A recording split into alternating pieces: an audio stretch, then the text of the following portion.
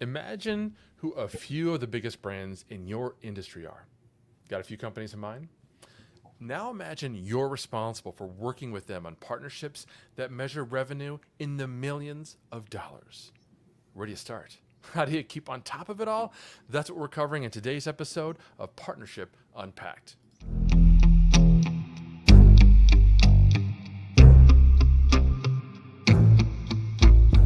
This is Partnership Unpacked, your go-to guide to growing your business through partnerships quickly. I'm your host, Mike Allton, and each episode unpacks the winning strategies and latest trends from influencer marketing to brand partnerships and ideas that you can apply to your own business to grow exponentially. And now, the rest of today's episode. Welcome back to Partnership Unpacked, where I selfishly use this time to pick the brains of experts at strategic partnerships, channel programs, affiliates, influencer marketing, relationship building. Oh, and you get to learn too. Subscribe to learn how you can amplify your growth strategy with a solid takeaway every episode from partnership experts in the industry. Now, back in our very first episode with Dr. Mark Brigman, we talked about how there are many different kinds of partnerships. And that has set the premise for this entire show. Sometimes we're talking about influencers and affiliates, other times, clients or employees. Today, we're talking about brand partnerships, a very specific kind of brand partnership where there's a tremendous amount of revenue involved and incredible pressure to succeed. Are you interested in sourcing seven-figure deals with partners? Do you want help navigating how to forge relationships and proactively communicate to all stakeholders? That's exactly what our guest today, Kevin Kim, is going to talk to us about. He spent years working for big brands like Google, Adweek, and Bizabo, forging partnerships with both internal and external stakeholders. Kevin's passion for ad tech, advertising, people, and community led to him managing over $65 million in revenue at Google. And I want to know how he did it and what he learned. Let's bring him on now. Kevin, welcome to the show. Thanks so much, Mike. I'm so excited to be here and certainly grateful for this opportunity to share. And hopefully, anything that I say could be helpful to anyone else looking to increase their partnership strategies and develop their partners in meaningful ways. I know this is going to be great. So, talk to us first about the work that you did at Google, and maybe before that, even at Adweek. What kind of partnerships did you forge, and what were some of your accomplishments? Sure. So I think, first and foremost, I'm happy to talk about Adweek just in chronological order. I was their sort of first partner hire focused on building out their corporate subscription program. So it was certainly a new revenue stream for the company, something that was very consistent and stable for their business, and now has really taken over to be a sizable revenue stream for their company. I essentially work with brands and agencies, ad tech providers who wanted to capture Adweek senior marketing and advertising executives for things like brand awareness through traditional ad placements, thought leadership on different op-eds or different content creation, and then lead generation with things like webinars and events. At the time, Adweek was also scaling their events business and launched their first ever brand week, which you may be familiar with, which was a huge success. And I was part of their sort of audience development team where I helped generate over $1 million in ticket sales through things like email marketing campaigns. I will say a lot of it was sort of, you know, bootstrapped in a sense. I mean, we didn't really have a ton of resources to do all those marketing campaigns. So a lot of it was, mail merges from my personal emails, Excel sheets, and follow-ups in that way to sort of secure some of those ticket revenue, and of course, working towards securing event sponsors. So it really ran the gamut of the type of partners we work with. So brands, agencies, and ad tech providers, and really helping them, navigate their brand awareness, thought leadership, and lead generation campaigns.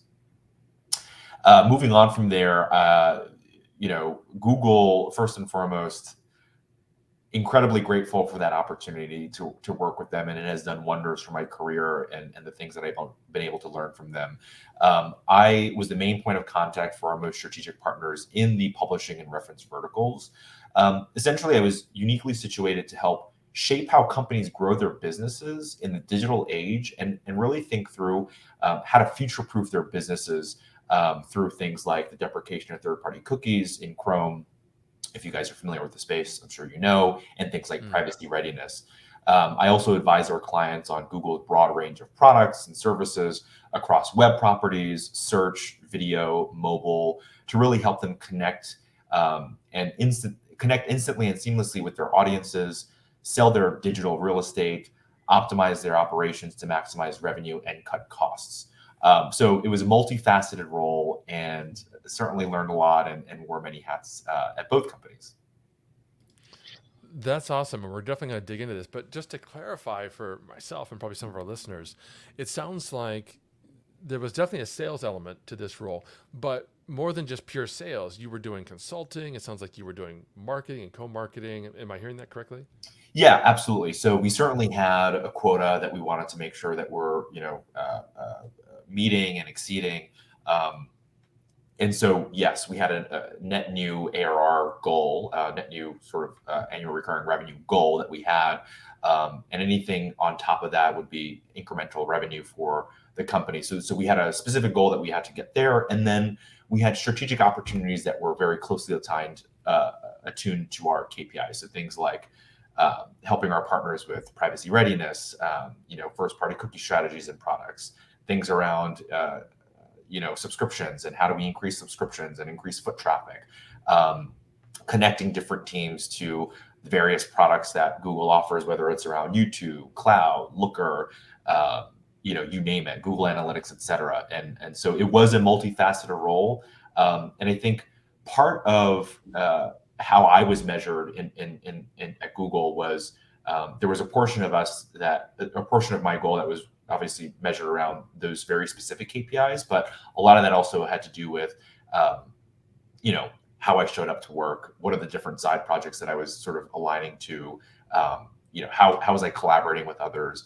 And that really was a unique experience for me. It's something that, you sort of go to work and you're at a company and, of course, culture and contribution is so important, but the fact that a large portion of how I was measured in my performance was baked around the very specifics of how I showed up was really just a really cool way that Google sort of baked their cultures and values into how I was measured specifically. So definitely a proof in the pudding there with Google. But yes, so to answer your question, we did have a solid figure that we had to make sure that we sort of met or exceeded, as well as strategic KPIs, and then everything else around the different side projects that we had to sort of align to. And I love that you've gone into that level of detail, because a lot of the people that I'm talking to, they're asking me, how can I be a real partner with my clients? It's something we've talked about in some previous episodes, in fact, with Rachel Shapiro-Nierman and Robin Diamond, because these are more than just pure sales roles. And in your case, right, you're actually walking alongside those customers, and you're inviting them and consulting with them and showing them, these are the ways that you can succeed. These are the things you need to be concerned about, right, with this new cookieless world and so on. So Right. that's fantastic. I appreciate that you shared that, because that is in stark contrast to the daily LinkedIn inbox messages I receive from people who want to quote unquote partner with me, and all they want to do is sell me ad space on their property. That's not a partnership. That's Right. just sales. And that's Right. okay. Nothing wrong with sales, but let's call it what it is. Right.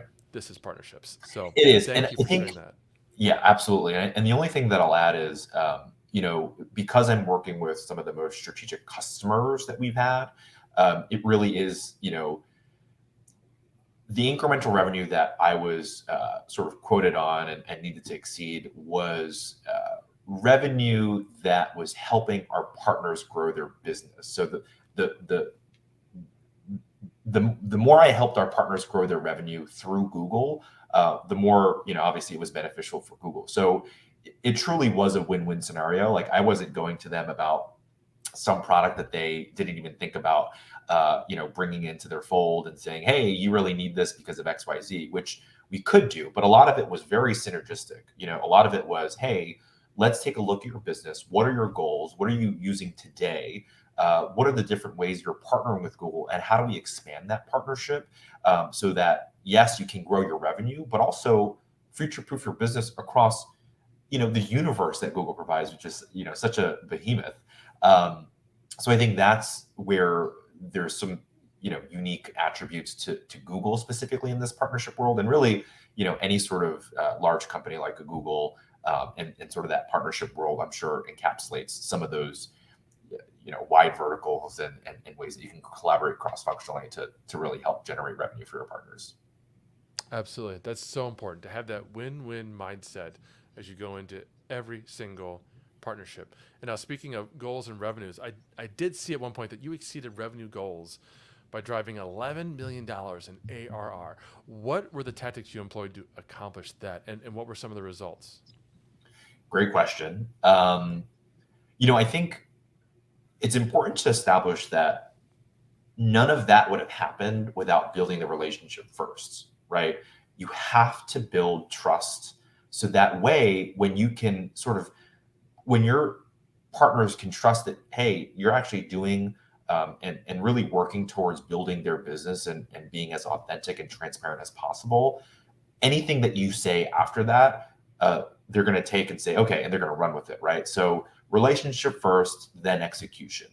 And it looked different for everyone in our organization, but a large part of our role was really bringing in cross-functional experts at Google to chat through various initiatives. So I think when I initially joined on board, it was very much sort of that matchmaking process. In a lot of ways, I could have been seen as a generalist where I'm owning the entire relationship with our partners, but I'm not meant to be an expert in YouTube or cloud.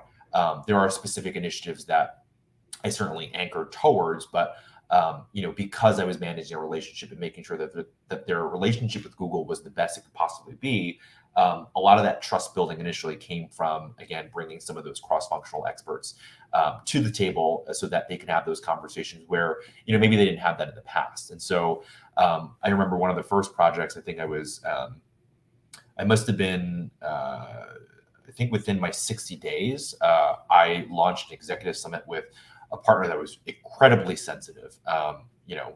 And I won't go into the details of why they were sensitive, but they were certainly a partner that we had to make sure were happy, enjoyed our partnership, and really got a lot of value from the relationship. And so hosting this executive summit was really bringing the masterminds together, bringing their entire executive team on board. I flew out to their headquarters, and I brought in some of the members from different various teams, whether it's virtual or in person.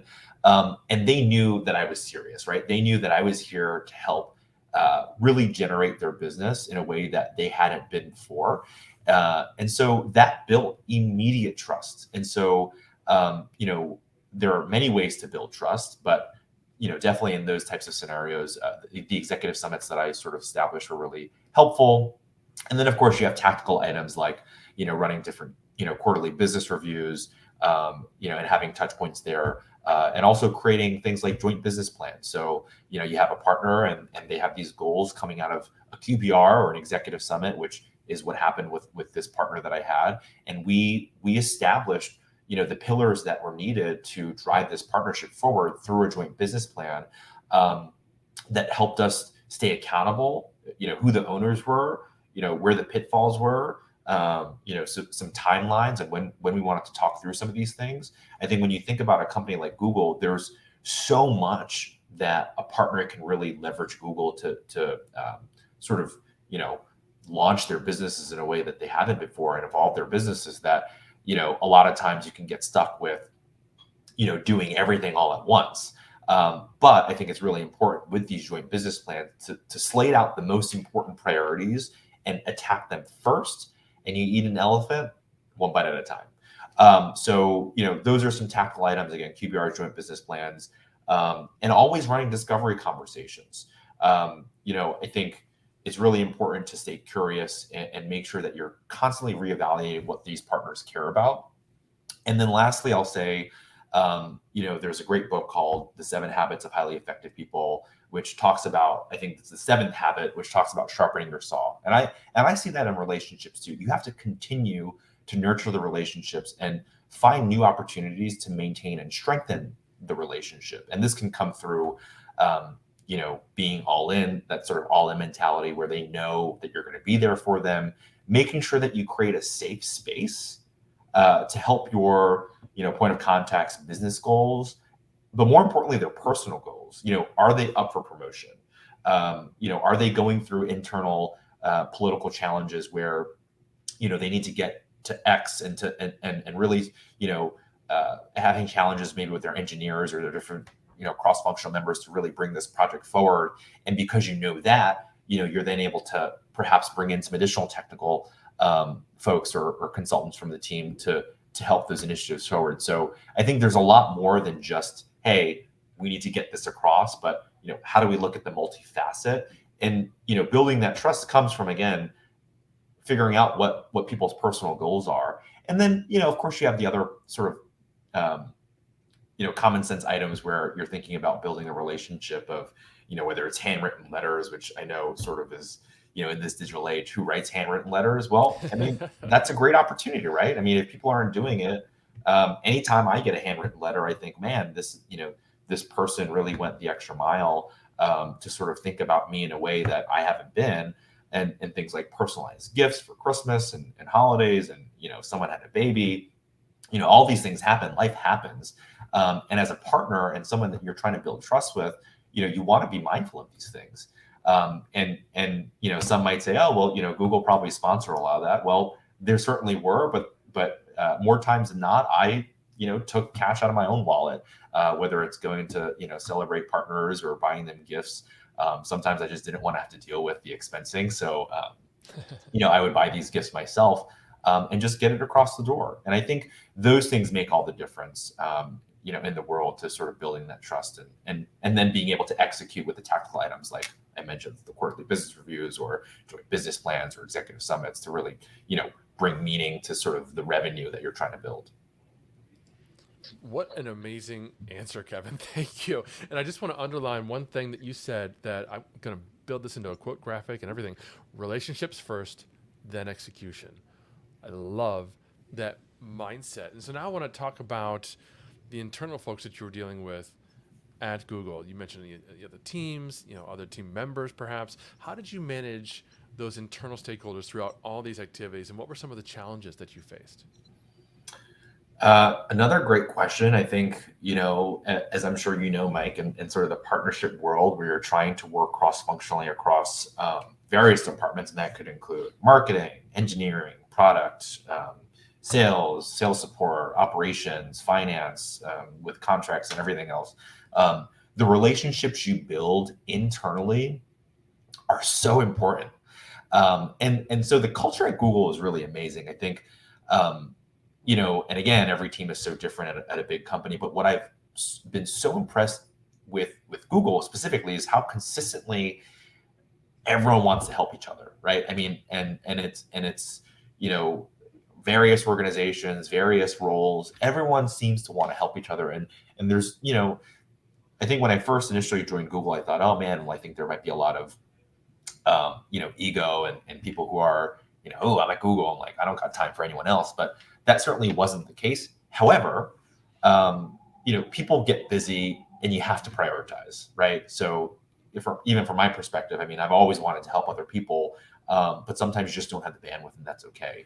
And because, everyone's busy and everyone's running on 1,000 plates, at the same time, you're incredibly reliant on cross-functional organizations providing that type of support. So, we certainly had support models baked in to the role where, we had teams that would be very specifically, come on calls and do some different type consultations. But, building these relationships, you start to be top of mind for very specific things like, invites for specific events and top tier events that your marketing teams are working on. And a lot of times because they're so specific and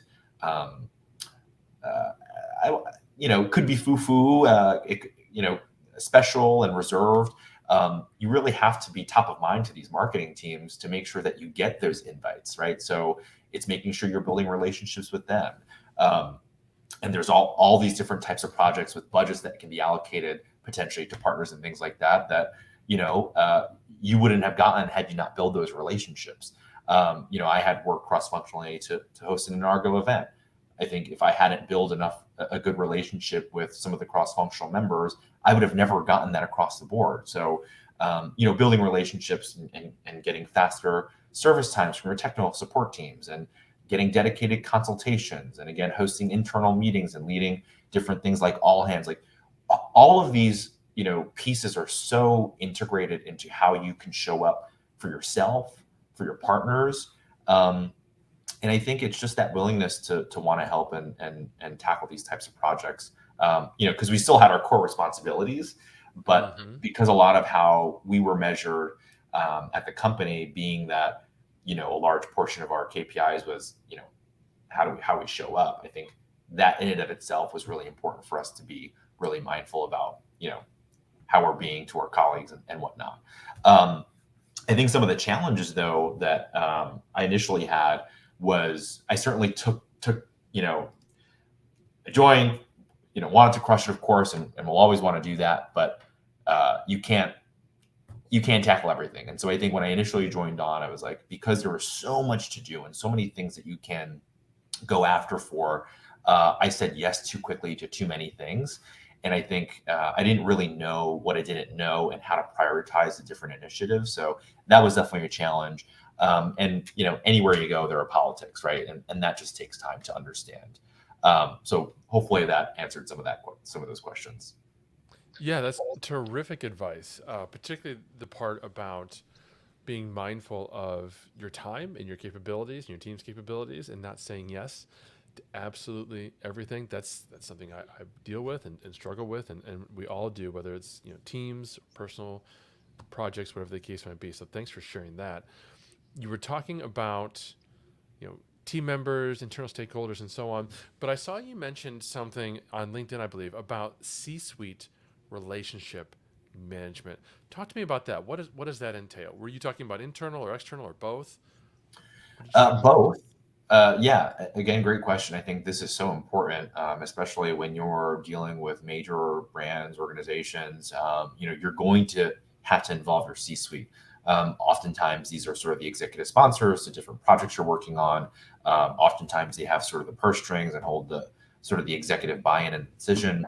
And so, it's really important that you build sort of relationships across the board and get as wide as possible. That's definitely always a strategy that I have is how do I build wide and deep? But specifically for C-suite management with our external partners and internal, they all have different goals and objectives, right, and desires. So I think with the executive team and the C-suite, they care more about the bigger picture. So when I was speaking with some of our partners, it was, what's the top line revenue? What are the concerns? How do we get there? What are the bigger initiatives? How is headcount growing? Or are we, potentially have to go through some cuts because revenue isn't there. And so you have some of more of those top level sort of conversations to then help you prioritize what on that joint business plan you really want to focus on and what is realistic. So you might say, oh well, we really need to drive this initiative, but having a conversation with the C-suite stakeholder and saying, hey, actually, that's being put on hold because we don't have enough resources to really launch that project. And so that helps me prioritize those different things, even if my main point of contact is someone that's a bit more tactical. The other thing that I'll mention is, like anyone else, the C-suite, shouldn't be intimidating. I know sometimes it can be, but they have side projects that they also care about. So I remember a specific example where I was speaking with an executive at one of our partner organizations, and I knew he had a heart for DE&I. So obviously Google has a lot of initiatives around DE&I. I had remembered that there was a conversation internally about, hey, how do we engage more of our partners in ways? And there wasn't really a clear model of how to do that. But, I brought that up to one of the partners because obviously they're, sort of leading that internally at their organization and said, hey, what does it look like for DE&I and how are you trying to enhance those initiatives internally? Could we do something where we put together a joint event perhaps to sort of, help educate what DE&I is and how sister organizations are really attacking some of these types of things that are really important. And then the other things that you can do to really engage executives is trying to have them come to different panels or, I remember having an example where I had a partner come into, I hosted a panel discussion or it was really more of an interview style at one of our company offsites. And, the team got tremendous amount of value from it. I built really close relationships with that executive just because of that, coordination and planning of what we're going to talk about and executing on the day of. And it starts to build those bonds. And so I think it's really important that, you keep in mind what these, C-suite goals are and what they care about, and really, matching their tune. I couldn't agree more. Having that conversation and ongoing conversations up front, right? What are you interested in? What are you passionate about? What are you working on today? What are your goals is so important. And I love that you mentioned, getting those executives to participate in panels and live content. We're doing the same thing at Agorapulse. Every quarter, I'm running a virtual event, and every quarter, I'm getting executives from brand partners to come on board and participate by delivering a workshop, a keynote, a panel discussion, whatever the case might be.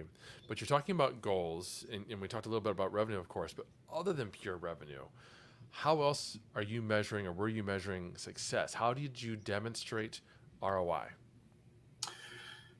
Yeah, I mean, I think that's again, in the partnership organizations, a lot of times, those goals aren't always clear, and I still feel like partnerships, in the non-traditional sense of maybe things outside of revenue, you have to fight for internally.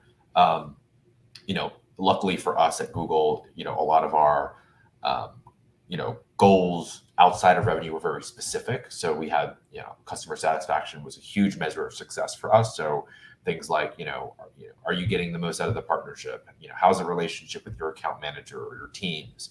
Do you feel like we're supporting you in the right ways? What are the response times? And so I think those are certainly some intangibles outside of pure revenue that can demonstrate your sort of ROI or the value you bring to the organization in that relationship. And then really just, am I able to connect with my partners is such a great piece of ROI for me. If I can't feel like I know my partner, know what they care about, and really build a relationship with them, I am not doing my job as sort of someone who's managing and leading partnerships. And so a big piece of, that comes from, right? Am I professional? Do I have poise? Am I charming? Can I be a thought leader? How can I learn more about the industry so that when I come to the table and have these conversations, that our partners can respect the conversations and respect me in the way that, I'm here to consult them. So I think being in partnerships, yes, you have a clear focus on revenue, but outside of that, it's all about relationships and really making sure that they know that you're there for them. I love that qualitative aspect to it. How am I doing when it comes to the partnerships? How is that impacting the ROI? And speaking of ROI, did you know that it really is possible to generate and measure ROI from organic social media activities? Here to share a little more with us on that is Agorapulse's CMO, Daryl Prale.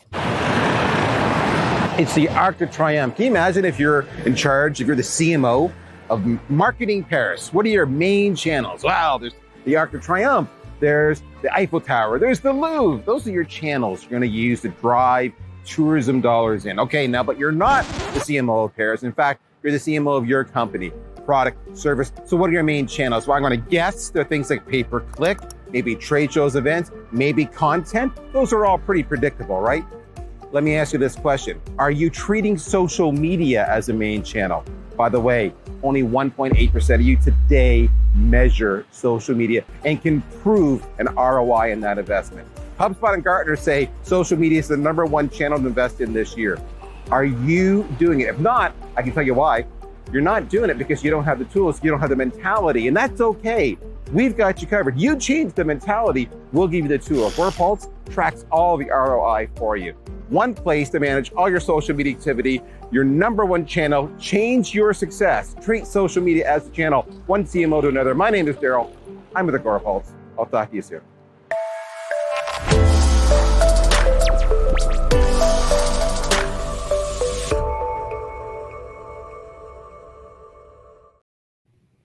All right, so we're back with Kevin Kim. We're talking about partnerships. And Kevin, you come from an interesting perspective where you worked for one of the biggest brands on the planet. So what advice do you have for partnership leaders who want to work with large external brands, and maybe what are some of the pitfalls to avoid? Yeah, so I think if there's anything that I'm trying to get across today and that you take away from this is make sure your partners know that you care about them and genuinely. And that starts with you. You have to care about your partners. Sometimes you're in a role where you might not fully align with sort of growing that partner, but at the end of the day, you have to make sure that you care about them. There's a quote from Teddy Roosevelt, and he said, "People don't care how much you know until they know how much you care.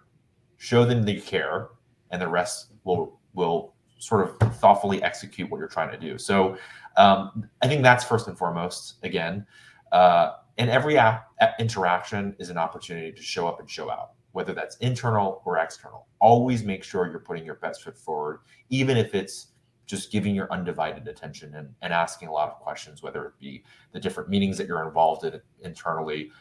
As sort of a partnership leader and someone who's in partnerships, you have to continually showcase the value that you bring both internally and externally. Because sometimes the relationship isn't always as quantifiable, and people don't always know everything that it takes to build that relationship. But obviously, it's important to the company to make sure that that relationship is really healthy and important. So make sure that you're plugged in internally, and the more you're plugged in internally, and the more that you can be a comrade and a confidant, the more resources that you can garner, especially at a company like Google, where there are just tons of resources. Making those inroads, grabbing coffee with your colleagues, making introductions to people that maybe you don't know, or departments that you might not fully align with. I mean, you just never know how people can help you, and because partnerships encompass so many different sort of departments, it's really important that you build those relationships internally to really make sure you get some of those resources. The other things I'll say is set clear goals, leverage events, and events don't have to be crazy. It could be a panel discussion. It could be an offsite. Think creatively. Joint, QBRs, quarterly business reviews. I treat that as an event. Whenever you set something official and you bring data and you bring a presentation, people take that seriously. Use those opportunities to set your goals, to reset goals, and to track the goals together. I think, open communication, knowing, being available and having your partners know that you're available for them and being flexible. The other thing I'll mention is stay organized.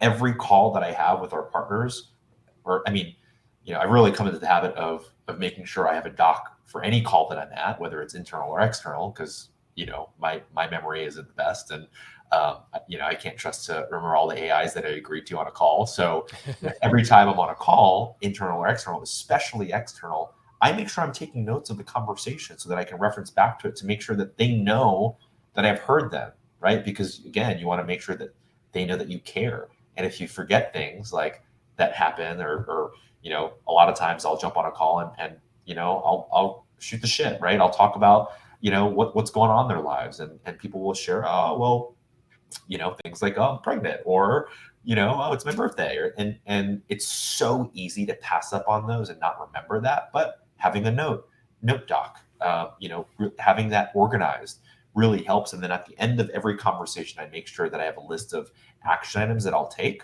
that I need to address before the next conversation, at the very least. And having a cadence, obviously, with your partners, whether it's biweekly, monthly, or depending on what your cadence you have with your partners. Own the relationship. You set the agenda for the meetings, initiate the goals and the conversations. You drive the partnership. You can't expect the it's a godsend when you have a partner that comes in and says, hey, and those are obviously the best partnerships, right? Because you sort of bring two equal energies, 50-50 to make 100, or rather 100-100, and you really sort of meet in the middle, and that's always the best. But sometimes it's not always the case. Again, you own the relationship. You have to take the initiative to really drive meaning in the partnership, even if those roads aren't clear. Leverage data. I've always, being at Google, we've had a ton of data, so I'm grateful for that. Making sure that you're consulting in a way that makes a lot of sense. If you don't have the data, kind of talk about it in a way that makes sense to them. Um, and then always be curious and dig deep. I think that's so important. You have to remain curious about, what it is that they care about, with anything, whether it's their business goals, their personal lives. I think some of the pitfalls, as we sort of wrap this up, is manage your boundaries, say no more. And I know I mentioned this earlier, but you know, it's okay to say no to your partners and internal folks, right? It's okay to say, hey, look, because we created this joint business plan, I don't think that this makes sense for us to tackle at this point. Do you agree or disagree? Or whether it's internal, you could always go to your boss and say, hey, look, if the boss is asking you to do something, you can say, hey, look, I appreciate this and I'm really excited to work on this. I have all these competing priorities. How should I stack this up against them? And that provides an opportunity to say, okay, great. Well, now I know that this is more important to you. I'll make sure to get that across the line. Or it helps me say no, or it helps the team come to an alignment that says, okay, these are the boundaries that we're setting, right? And read the room. You always want to read the room. You want to see what the temperature is. You want to match the temperature. Sometimes you want to interject a bit more energy into the room where it's appropriate. But make sure you read the room, and that takes a lot of emotional intelligence. If you don't have the emotional intelligence, I think that's a huge pitfall, especially in the partnership world. There's tons of resources online, trainings, programs. Do your work there. I think that will really help you. And sometimes, accepting help is okay. For someone like myself, I've always grown up and been so independent that asking for help and getting help has never come so easy to me. But I think in order to make the most impact with your partnerships, you can't do it alone. You need help. You need an army. You need resources to really be there for you. So, hopefully those are some things that can help you in your next journey and avoid some of those pitfalls that I certainly did. Guys, stop what you're doing, rewind, and re-listen to the last 5 minutes and get a piece of paper out or your Evernote or your Google Keep or whatever it is that you take notes and write down every single thing that Kevin just said. Every bullet point was gold. Thanks for sharing all that, Kevin. I've got just one more question for you. And it's funny because I already know the answer based on everything you've just said today, but I got to ask it because I ask this of all of my guests. How important have relationships been to your success and career? I'll try and be short because I know I like to talk and can talk a lot. It's paramount. I mean, life is about relationships. And a mentor of mine once said, and I agree with this, and he said it this way, is that 90% of your life decisions are influenced by your relationships and your finances. So when you take your relationships, things like who you'll marry, who you'll date, who you'll have fun with, or whatever, or who you spend time with, go to events. I mean, life is really about the meaning of the relationships that you create. So make sure that you're nurturing them. And then in a professional sense, I mean, it's been the number one reason why I'm here and where I am today. Even as early as going to school for culinary and, not knowing that there might be an opportunity to work, but doing the best I possibly could and building that relationship with my instructor, who then offered me a job to manage my first restaurant and country club when I was, 16 or 17, and managing a team of, people that were sometimes double my age and more than double my age, right? So, that, helping me get into sort of the food and beverage space at a really early age. Things like getting accepted into a mentorship program from Adweek that a friend had reached out to me about, that I had worked with in the past at Adweek. Had I not built that relationship, that would have never come. And I feel that because I got that mentorship program, I got the visibility for then Google to reach out to me and to find employment there. So your network is so valuable. And also, make sure you get along with your coworkers. Make an effort to really get along with your team, because we spend a lot of time at our desks and our jobs and with our coworkers. It'll improve your quality of life, drastically. So hopefully that's helpful. Yeah, pass it back to you, Mike. Yeah, I couldn't agree more. Your network is your net worth. Yes. And the importance of building solid relationships personally and professionally in every aspect of your career is the underlying theme of this entire show. So thank you for helping me underscore that. In fact, it is so important to this show that our next episode is going to be with Jessica Phillips, who is all about relationship marketing. And we're going to share and talk about how to just interject relationships into every aspect of building those great partnerships. But for now, That's all we've got. Kevin, you have been absolutely phenomenal. Can you tell everybody where to connect with you, where to follow you, where to learn more from you? Yeah, so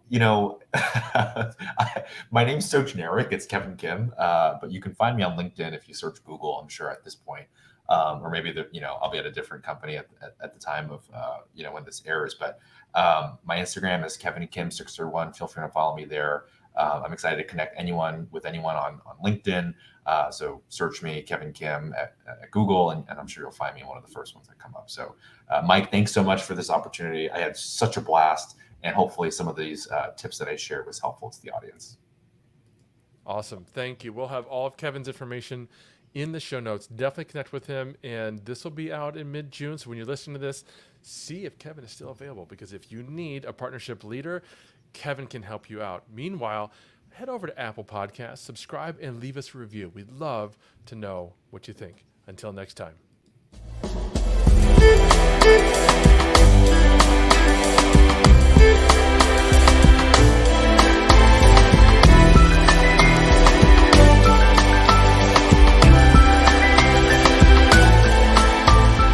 Thank you for listening to another episode of Partnership Unpacked, hosted by Mike Allton and powered by Agorapulse, the #1 rated social media management solution, which you can learn more about at agorapulse.com.